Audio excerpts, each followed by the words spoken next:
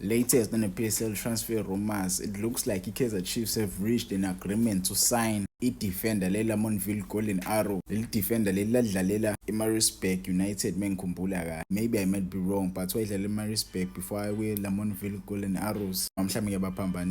But last year ngoNovember waye kwi-squad seBafana Bafana. And ugood kakhulu lo mjida lo.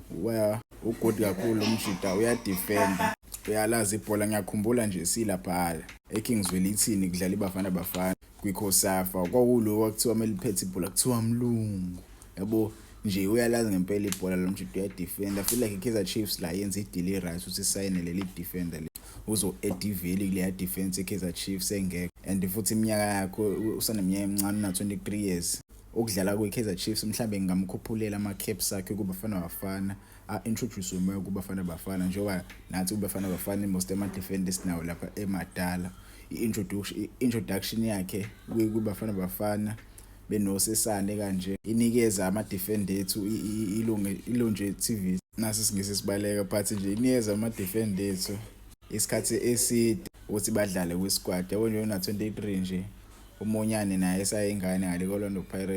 Singaphambili kakhulu lezi-country nabadlali abakanje. Ngiyamjabulela umfana ukuthi azaye ku-team enkulu because ngangibona esadlala le ukuthi yena i-talent wayenalo. Inkinga i-big club yayingakaze im-approach ithi ufuna ukumsayina. Let's hope iKaizer Chiefs izomsebenzisa kahle, wathola ucoach o-right ohlakaniphile ozokwazi ukumsebenzisa kahle. Nje uboy khona nje uNabi ngiyamthemba ukuthi uzokwazi ukumsebenzisa lo mfana lo. It's a good deal for Kaizer Chiefs.